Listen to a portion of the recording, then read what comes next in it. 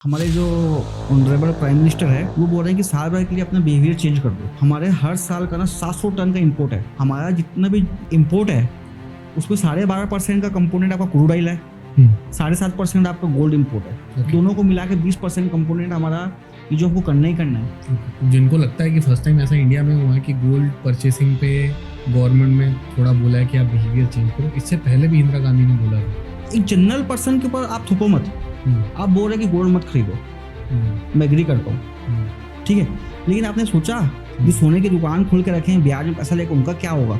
छोटे छोटे कारीगर है बना रहे हैं, उनका क्या होगा? उनकी सेल नहीं होगी, वो कहाँ जाएंगे? कि यूपीआई इंडिया में सिर्फ इसलिए लेके आया गया क्योंकि आपके जो ट्रांजेक्शन थे अब तक कच्चे में हो रहे थे। कहीं ना कहीं गवर्नमेंट को वो ट्रैक करना था। किराने की दुकान है, जो चाय की दुकान चला रहे हैं, छोटे छोटे होटल चला रहे हैं, उनको लगता है कि भाई हमको तो टैक्स का कुछ नहीं आएगा।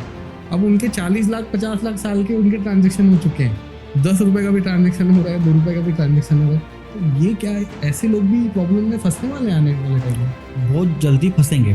क्या किसी बिजनेसमैन के ऊपर रेड होना, गिल्टी फील होना, सीए का पेपर आज तक लीक नहीं हुआ, ऐसा क्यों है? सर इस चीज़ के लिए तो मैं पहले अपने आप को प्राउड फील करता हूँ। क्या प्राउड फील करता हूँ? आप गूगल में सर्च करो, आज तक सीए का पेपर लीक नहीं हुआ। तो जैसे हमारा इंस्टीट्यूट है ICAI, वो बहुत पैसा खर्चा करती है सब चीज़ों के ऊपर। वो बहुत मतलब ना बहुत प्राइवेसी है।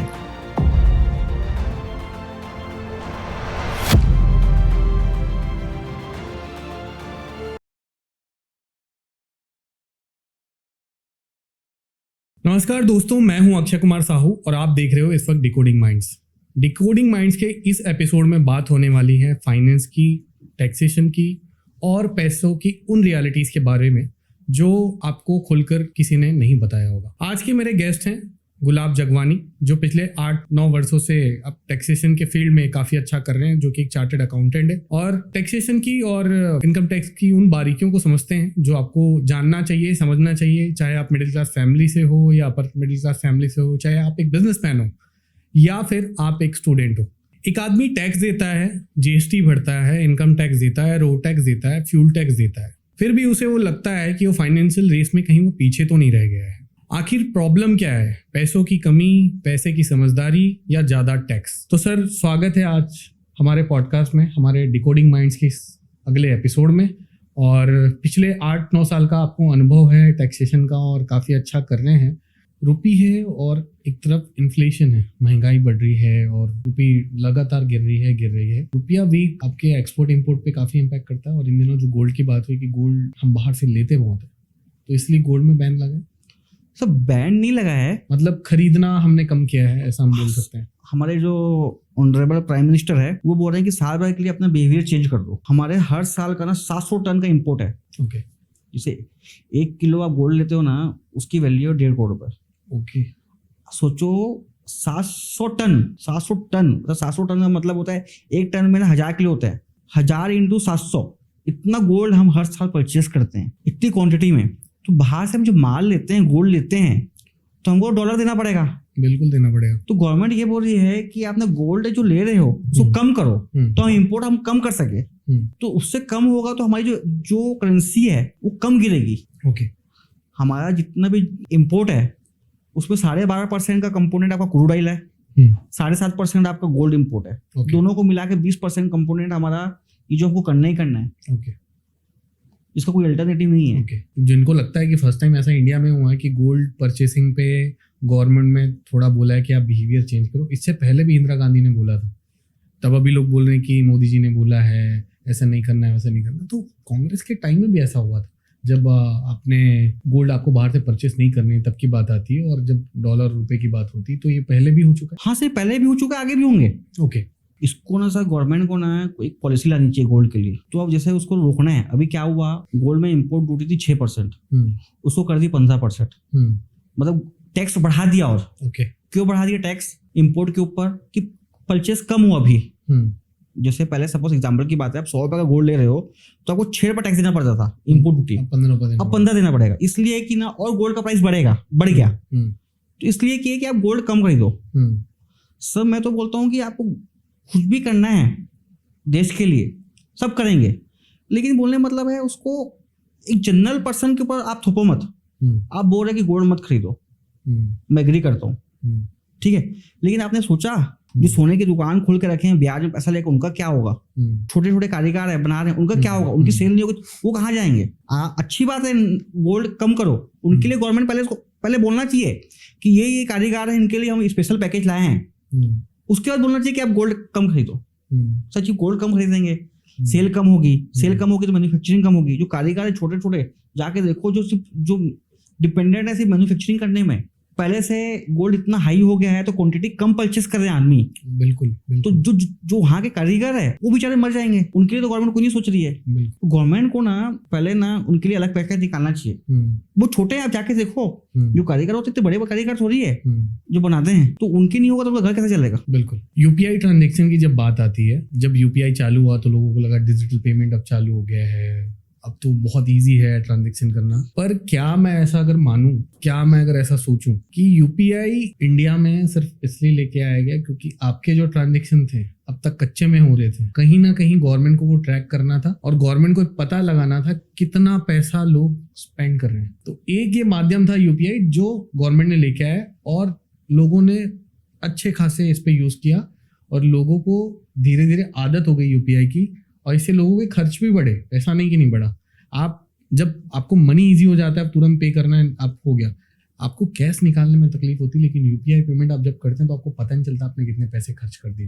तो गवर्नमेंट ने कहीं ना कहीं अपने निगरानी में आपको रखा और इससे पूरा उन्होंने ट्रैक किया और जो भी टैक्सेशन सिस्टम है उसको फिर लागू किया और धीरे धीरे चालाकी के साथ गवर्नमेंट ने आपको अपने ट्रैप में कहीं नहीं का फंसा लिया। आप मानते हैं ये चीज? और एक क्वेश्चन और एड ऑन करना चाहूंगा, जो छोटे छोटे वेंडर्स हैं, किराने की दुकान है, जो चाय की दुकान चला रहे हैं, छोटे छोटे होटल चला रहे हैं, उनको लगता है कि भाई हमको तो टैक्स का कुछ नहीं आएगा।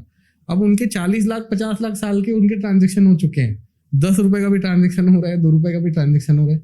तो ये क्या है, ऐसे लोग भी प्रॉब्लम में फंसने वाले आने वाले टाइम में? बहुत जल्दी फंसेंगे, मैं आपको यही बोल रहा हूँ। मैं आप इस साल के ना एंड में देखना, जो छोटे छोटे जो स्ट्रीट फूड कर रहे हैं, जो छोटे छोटे जो रेस्टोरेंट है, उनको कितनी जीएसटी के नोटिस आने वाले हैं। ओके, आप अभी मार्च आने दो, कितने ये 26 के बाद जो आने वाला मार्च। हाँ, बहुत आएंगे। होता क्या है सर, देखो हर एक चीज के ना दो पहलू होते हैं। देखो यूपीआई आया है ना, तो एक ट्रांजेक्शन हमारा इजी भी हो गया। बिल्कुल हुआ।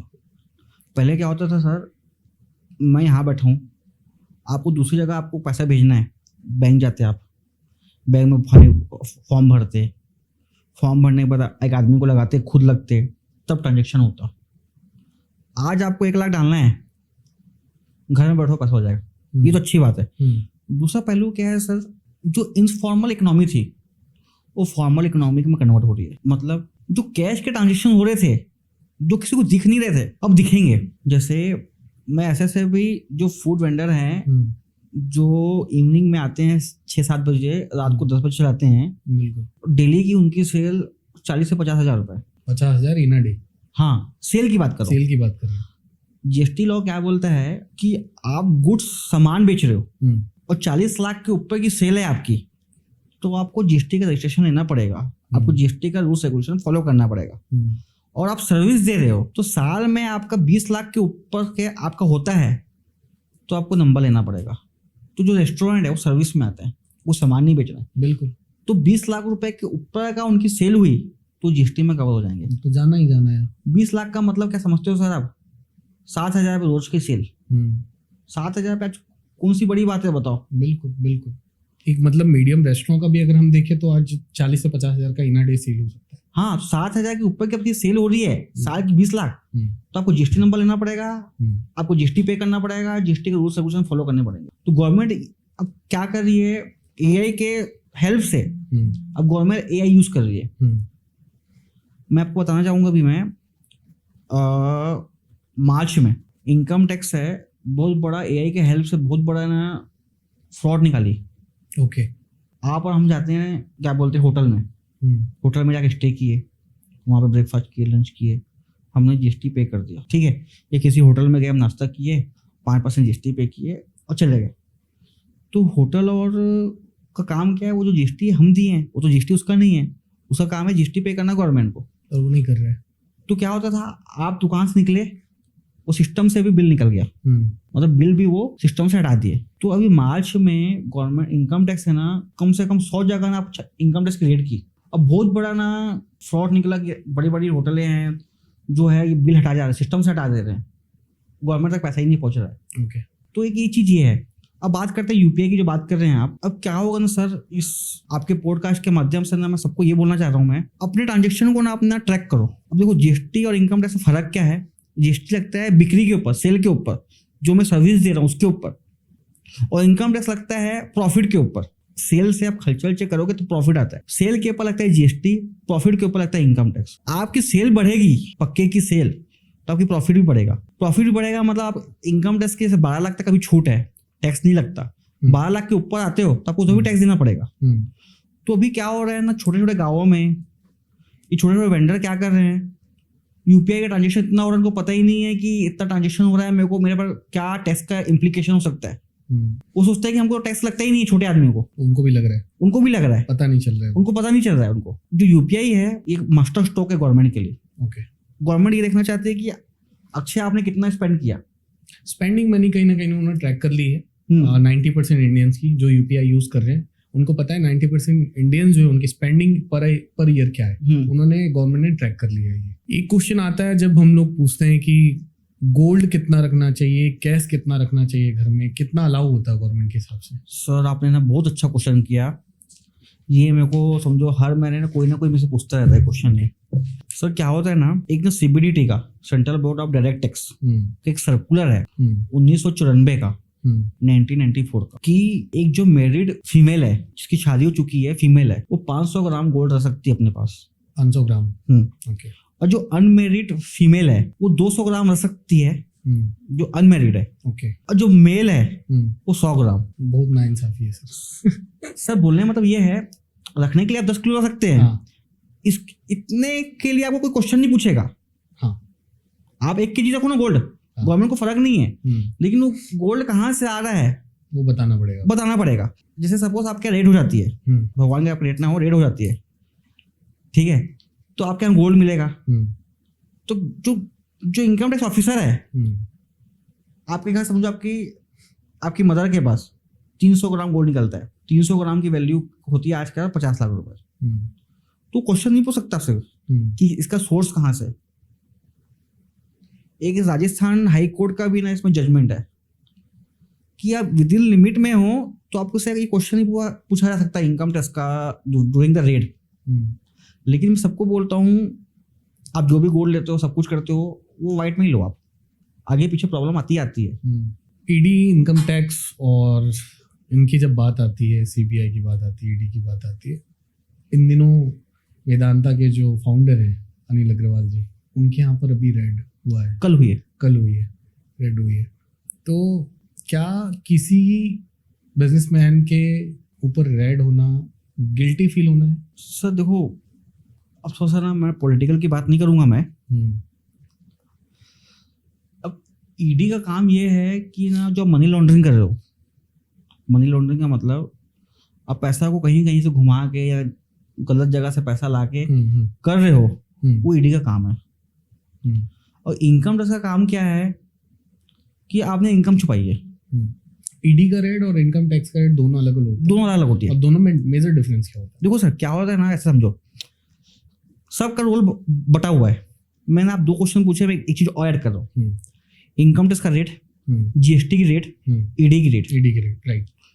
इनकम टैक्स का रेट कब करेगा? सपोज मेरा रेट कर रहा है, तो मेरा रेट कब करेगा कि मैं कोई इनकम को छुपाया हूं। मैं इनकम को छुपाया हूं मतलब जो इनकम के ऊपर मेरे को टैक्स देना था वो मैंने टैक्स नहीं दिया, तो वो इनकम टैक्स मेरा रेट मारेगा। ओके। कि जैसे मैंने सपोज मेरे पास 100 करोड़ की मेरी सेल हुई, मैं सिर्फ 10 करोड़ दिखाया, 90 करोड़ में दिखाया ही नहीं मैं। तो इनसाइड न्यूज होती है इसके लिए? सर देखो, इनसाइड न्यूज ना आज की डेट में क्या होता है ना, जिसके यहाँ भी रेट पड़ती है ना, वो ना पूरी प्रिपरेशन के साथ बनती है, क्योंकि आज की तारीख में सब सोशल मीडिया ना बहुत एक्टिव है। बिल्कुल।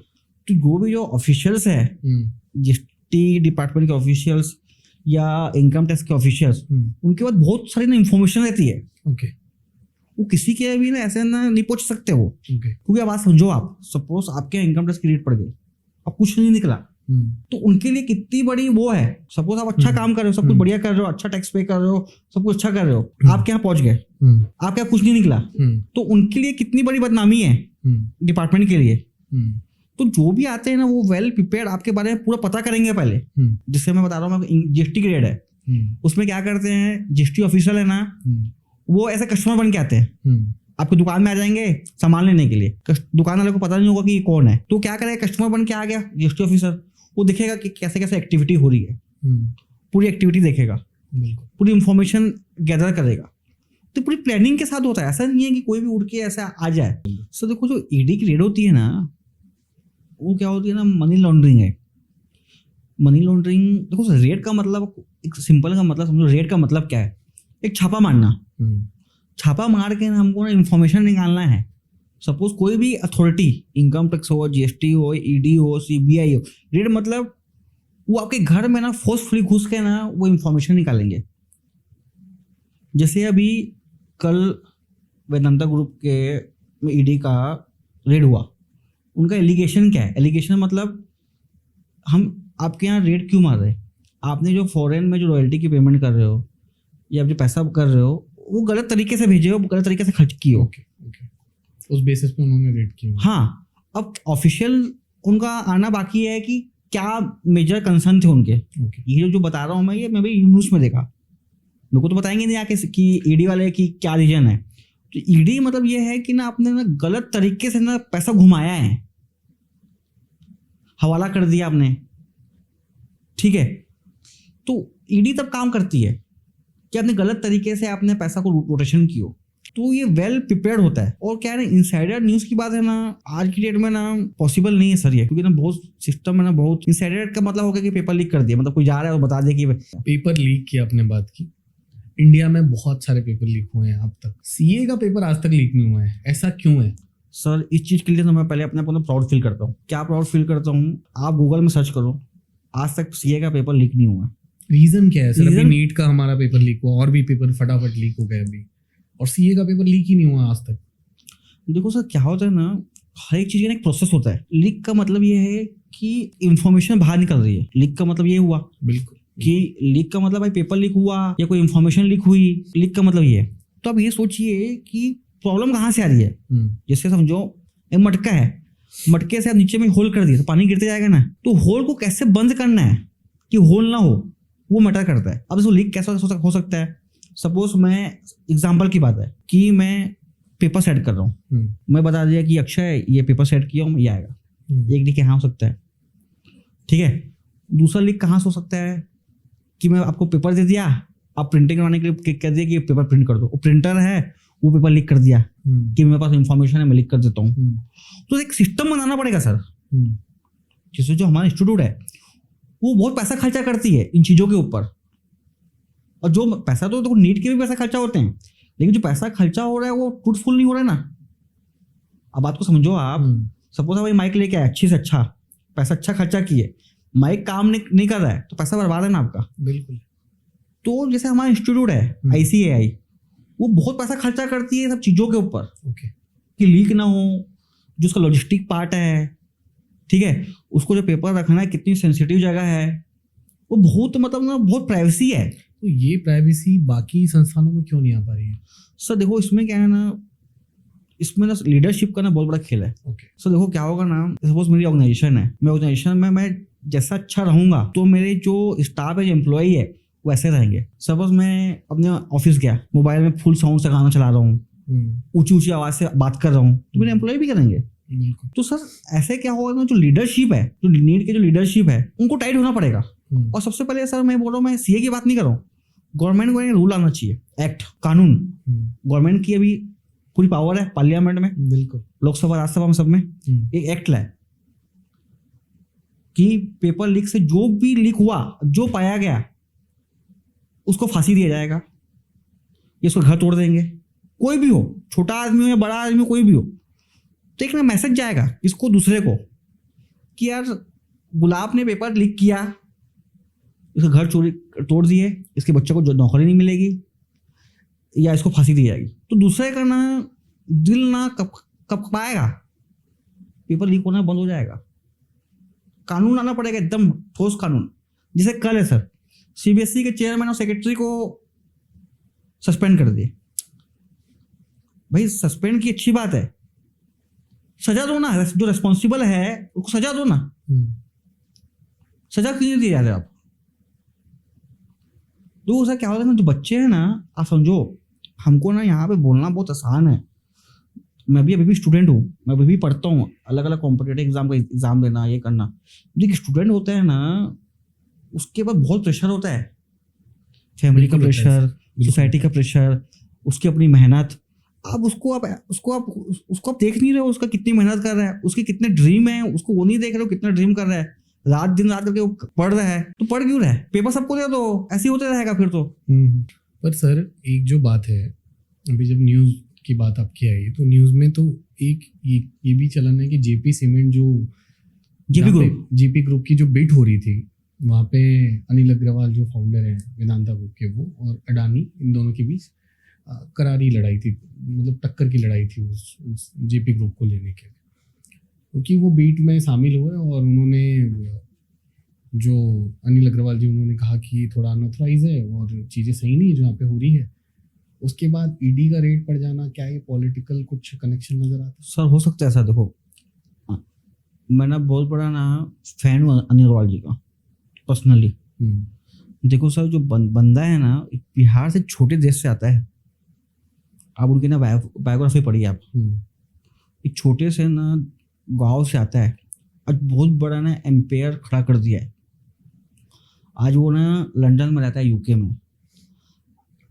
तो वो यहाँ तक ना ऐसा नहीं पहुंचा है, बहुत मेहनत किया है, बहुत बार डिफॉल्ट हुआ है, बहुत बार मतलब स्ट्रगल आया उनको करने में। तो सर अभी जेपी ग्रुप और ये है ना, पॉलिटिशियन हो सकता है, लेकिन क्या होता है, जैसे जो बीड हुआ था, तो बीड को एक्चुअली क्या है ना, जैसे न्यूज़ में क्या दिखा रहे हैं कि बीड किए और वेदांता ग्रुप ना पहले नंबर में आया, लेकिन टेंडर मिल गया अडानी जी को, वो कोर्ट में भी गए। तो अब पॉलिटिकल हो सकता है सर। अब हमारे इंडिया के पॉलिटिक्स तो आप जानते ही है ना। इसके बाद सर मैं क्या कमेंट कर सकता हूँ, बताइए। बिल्कुल बिल्कुल। ईडी का रेड और इनकम टैक्स का जो रेड होता है, और या जीएसटी का रेड होता है, तो क्या बारीकियां ऐसी होती है जो सावधानी बरतनी चाहिए as a consumer, as a business owner, और जिसके यहाँ रेड पड़ रही है उनको क्या सावधानियां होनी चाहिए और क्या तैयारियां होनी चाहिए उनकी? सर मैं आपको एक ना लाइव एग्जांपल देता हूँ मैं आपको। मुझसे ना आपने नाम मत पूछना, सिटी मत पूछना, ठीक है? ठीक है। 4 महीने पहले, ठीक है, एक मेरे क्लाइंट के यहाँ 4 जीएसटी ऑफिसर गए। बोले सर हम आपके यहाँ रेट लगाने हैं, की करने के लिए आए, आप हमको अपने प्रीमिसेस बंद करो और हमको आप सपोर्ट करो। तो क्लाइंट उनको बोला कि मैं अपने सीए से बात करनी है। तो मेरे को फ़ोन लगाया। तो मैं उनको बोला आप सबसे पहले ना उनका आई कार्ड चेक करो, और दूसरा ना ऑथराइजेशन लेटर देखो। जीएसटी में ऑथराइजेशन लेटर लेते हैं, मतलब दिया जाता है। सपोज आप जीएसटी ऑफिसर हो, आपको ऑथराइज किया जाता है कि आप रेट मारने के लिए जा सकते हो। जैसे जीएसटी ऑफिसर में तो बहुत लोग हैं, सब कुछ चले जाएंगे, ऑथराइज किया जाता है। और आपका आई कार्ड और एक लेटर रहता है। मैं बोला ये 3 चीज चेक कर। वो 3 चीज उससे मंगा, सब आई कार्ड दिखाओ, ठीक है, आपका ऑथराइजेशन लेटर है कि नहीं है, ठीक है। और एक ना जीएसटी में एक फॉर्म होता है जीएसटी का, कि आप रेट मारने के लिए आप गए हो। तो क्लाइंट उससे मांगा ना, वो ऑफिसरों की हालत खराब हो गई, उनके पास नहीं थे। मतलब वो फेक ऑफिसर थे। तो एक जो आदमी झूठा होता है ना, जो फेक होता है, उसके फेस से दिख जाता है। तो ऊंची ऊंची आवाज में हमसे मांग रहे हो, ये है, आप सपोर्ट नहीं कर रहे हो कॉर्पोरेट। सर मैं आपको सपोर्ट कर रहा हूँ, कॉर्पोरेट कर रहा हूँ, ये चाबी पकड़ो मेरे गोडाउन की, ये दिखा दो। अरे गलती से आपके यहाँ आ गए, ऐसा है, तो समझ गए कि ना ये फर्जी ऑफिसर है। तो बोला सर रुको, गेट बंद कर रहा हूँ मैं, तब भाग गया वो। तो हमने पता किया डिपार्टमेंट से, अपने सीसीटीवी से, तो वो गवर्नमेंट जीएसटी डिपार्टमेंट बोलते कि हमारा ऑफिसर ही नहीं है। तो आपके यहाँ रेट पड़ रही है, तो पहले ना उनका आईडी कार्ड देखो, कि he is a right person और नॉट। ओके। दूसरा देखो कि वो ऑथराइजेशन उसको है कि नहीं है। सपोज मैं इनकम टैक्स का आदमी हूँ, मैं आपके यहाँ आ गया मैं कि आपका रेट माना है, लेकिन मेरे पास ऑथराइजेशन लेटर नहीं है, ठीक है, तो तभी भी वो रेट ऐसा नहीं है। उसका डॉक्यूमेंट होना चाहिए, प्रॉपर डॉक्यूमेंटेशन होना चाहिए कि आप सही ऑफिसर हो कि नहीं हो। ऐसे में तो कल तुम अब भी ले जाओगे, यार मैं इनकम टैक्स का ऑफिसर हूँ, ईडी का ऑफिसर हूँ, मेरे को ये दे वो दे। ये ना क्या होता क्या है सर, जब किसी के यहाँ भी सर्वे होता है, रेड होता है, वो पहले ना मेंटली से ना घबरा जाता है। तो ये आगे ना बहुत सारे स्कैम ऐसे होंगे, ये भी पता का स्कैम है ये। क्या होता है सब वो नहीं देखता, तो क्या होता है वो सर्च चालू हो जाती, कंडक्ट हो जाती, उसके बाद उसको हरासमेंट करते, इतना पैसा इतना नहीं, इतना दे, इतना दे, मतलब कर देता, करप्शन होता। तो किसी के यहाँ भी ना रेड पड़ रही है, पहले काम हो के ना उसे पूछो कि सर आप you are the liable for doing the search और नॉट, आपके आईडी कार्ड दिखाओ। तो इनकम टैक्स और जीएसटी के जो ऑफिसर आते हैं रेड के लिए, तो अभी एआई का टाइम है, तो आपके जो लेटर हैं और जो आईडी कार्ड्स हैं वो फेक तो बनाए जा सकते हैं, तो फिर कैसे मैं उसको वेरीफाई करूं कि भाई ये सही है कि नहीं? सर ये ना बहुत अच्छा क्वेश्चन है जो सबको समझना चाहिए। कोई बड़ी बात नहीं है, कोई लेटर है, आईडी बहुत 2 मिनट में बन जाएगा। जैसे कि जीएसटी में ना कोई भी पर्सन आता है, एक फॉर्म लेके आता है INS 01। ओके। उस फॉर्म में एक रेफरेंस नंबर लिखा जाता है। ओके। जो रेफरेंस नंबर ना एक सिस्टम जनरेटेड होता है। ओके। और इनकम टैक्स में ना एक नंबर आता है, डिन नंबर बोलते हैं, वो यूनिक नंबर होता है जो हर डॉक्यूमेंट का, डॉक्यूमेंट आइडेंटिफिकेशन नंबर। वो डिन नंबर है ना, आप इनकम टैक्स की पोर्टल ओपन करोगे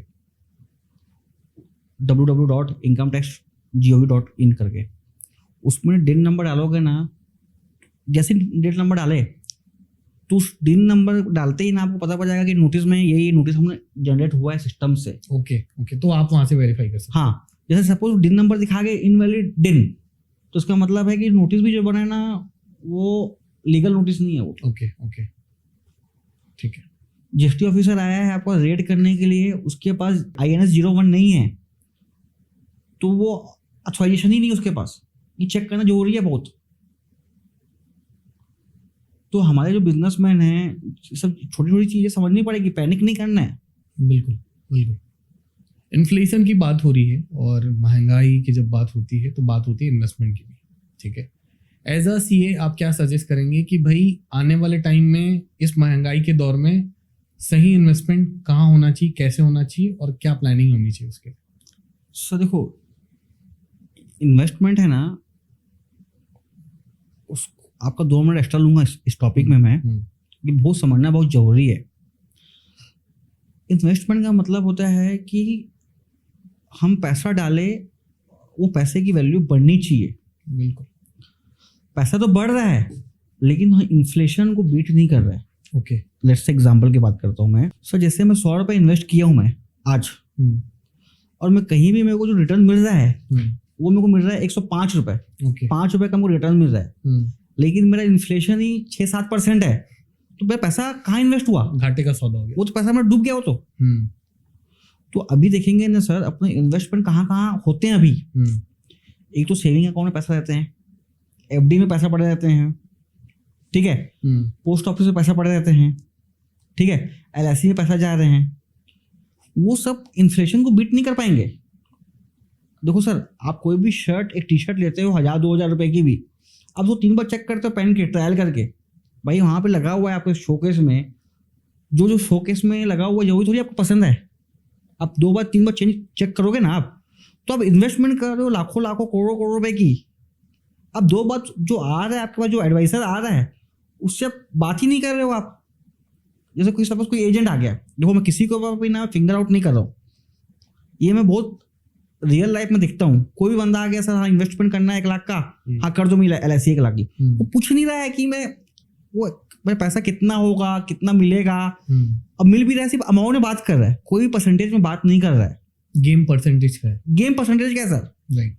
सर समझो बात को, मेरे को आज 1 लाख रुपए लगाया, मैं मेरे को बोल रहा है कि भैया 10 साल में आपका 2 लाख हो जाएगा। सुनने में कितना अच्छा लग रहा है, लाख का 2 लाख हो रहा है। लेकिन पूछो सही कि मेरा ईयरली मेरे को जो कंपाउंडिंग हो रही है कितने की हो रही है, वो 7.2% की हो रही है। 10 साल में पैसा डबल हो रहा है ना, इसका मतलब हो रहा है कि 7.2% का आपकी कंपाउंडिंग हो रही है। आप पूछो ना ऐसी वाले से, या जो कर जहाँ इन्वेस्ट कर रहे हो, पूछो ना कि मेरे को ईयरली मेरे को कितना रिटर्न मिलेगा। अमाउंट सुनने में अच्छा लगेगा, लाख का 10 लाख हो गया, लाख का 5 लाख हो गया, लेकिन टाइम फ्रेम कितना लग रहा है? टाइम फ्रेम इंपॉर्टेंट है, सबसे ज्यादा टाइम फ्रेम है। देखो सर, 8 वंडर है, मतलब 8वां अजूबा क्या है पता है आपको? 7 अजूबे सुने होंगे हम। 8वां अजूबा है कंपाउंडिंग। कंपाउंडिंग को बोलते हैं चक्रवर्ती। चक्रवर्ती का मतलब होता है ब्याज और ब्याज।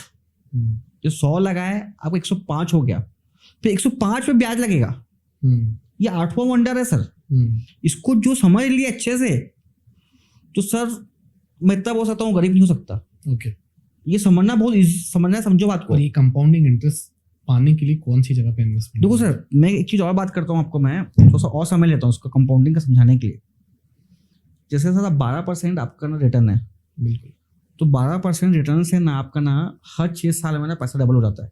सपोज अभी पहले साल में आओ, आप 1 लाख लगाए हो, तो 6वें साल ना आपका पैसा 2 लाख हो जाएगा।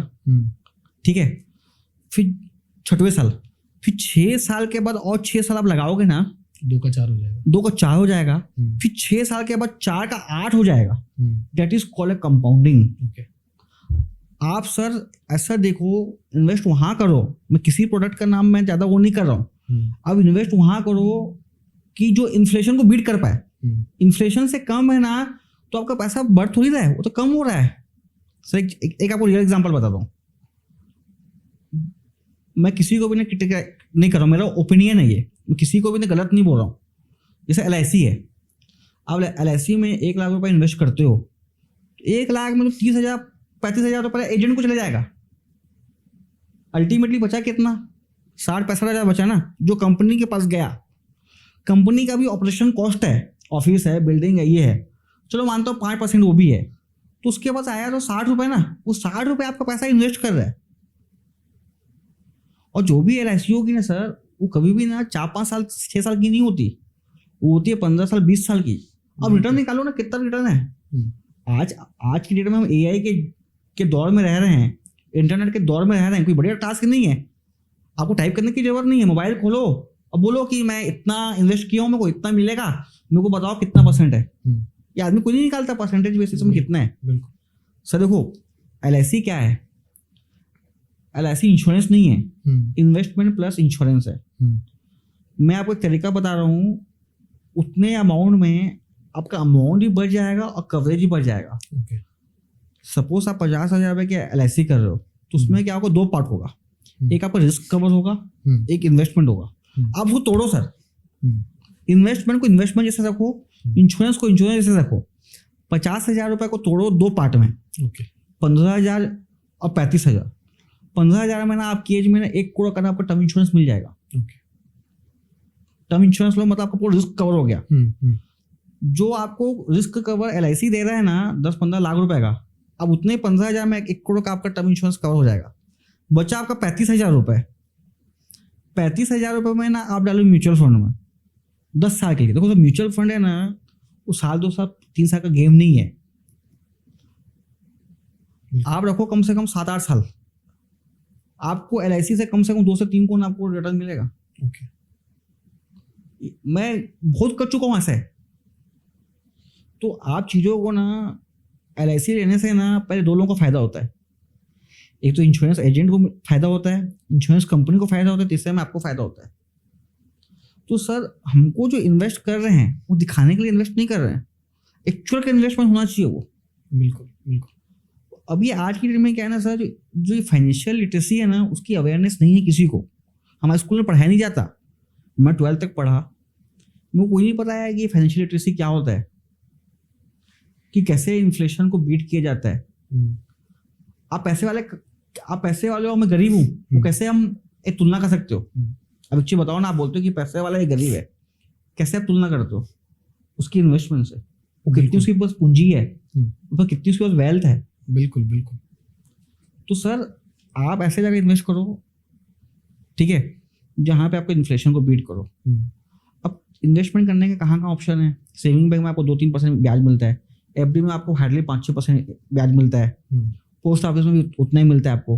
अब ऑप्शन बचते हैं आपके दो, एक शेयर्स, एक म्यूचुअल फंड। शेयर्स के लिए आपको सजेस्ट नहीं करूंगा। शेयर्स क्या होते हैं उसके लिए स्टडी करनी पड़ती है। शेयर्स का मतलब ऐसा है कि भैया एक सिटी में 100 दुकान है, 100 दुकान अच्छी थोड़ी होगी, तो शेयर्स नहीं लेने, हमको इन्वेस्ट करना है म्यूचुअल फंड में। म्यूचुअल फंड वाला क्या करेगा, जो वहाँ पर जो म्यूचुअल फंड जो फंड मैनेजर है वो बहुत क्वालिफाई है, 20-25 साल का एक्सपीरियंस है, वो पैसा लगाएगा शेयर्सों में, तो उसकी जो रिटर्न आती है वो हमको म्यूचुअल फंड में हो जाती है। अब म्यूचुअल फंड की सबसे अच्छी बात क्या है, आप 500 रुपये पर मंथ चालू कर सकते हो, आप करके तो देखो एक बार। लेकिन म्यूचुअल फंड में कभी भी इन्वेस्ट करो, ये टाइम होरिजन लेके चलो कि 5-6 साल मेरे को पैसा रखना है। एक बार करके तो देखो। मैं थोड़ी बोल रहा हूँ आपको 2,000, 5,000, 10,000 रुपये करके देखो। भाई आप टेस्ट नहीं करोगे तो आपको कैसे पता पड़ेगा कि ये टेस्ट खराब है कि अच्छा है? बिल्कुल। किसी आदमी को एक चीज अच्छी लगती है, किसी के आदमी को दूसरी चीज लगती है। मैं थोड़ी बोल रहा हूँ आपको 1,00,000, 10 लाख, 2 लाख, 5 लाख लगाओ, 500 रुपये चालू करके देखो, 2-3 साल रखो, आपको खुद दिखेगा जादू है। बिल्कुल। मैं म्यूचुअल फंड का नाम रखा हूँ जादू। सर मेरा बेटा है ना, अभी 8 महीने का है, उसकी 12 महीने की SIP जादू की है। मतलब वो 4 महीना जब अपनी माँ के पेट में भी था ना, तब उसके मन की 4 महीने की जा चुकी है। सर एक चीज सोचो, मैं क्लास 12 में था, उस समय मैं बोर्डिंग स्कूल में था, उस समय 1 लाख रुपए फीस थी साल की, 2012 में। आज आपका चल रहा है 2026, 14 साल के बाद उसकी फीस कितनी हुई स्कूल की? 3 से 4 लाख रुपए। बिल्कुल। आप बच्चा पैदा आ रहा है आपकी दुनिया में, आपका वो सोचो ना कि आज इतना फीस है तो 20 साल के बाद, 12 साल के बाद कितनी फीसेस होंगी? आज आपको एक MBBS करना है प्राइवेट कॉलेज में, आपको कॉस्ट है 1 करोड़ रुपए की कॉस्ट है। आपके बच्चे को पायलट बनाना है, आज की तारीख में 1 करोड़ रुपए की कॉस्ट है पायलट बनने का।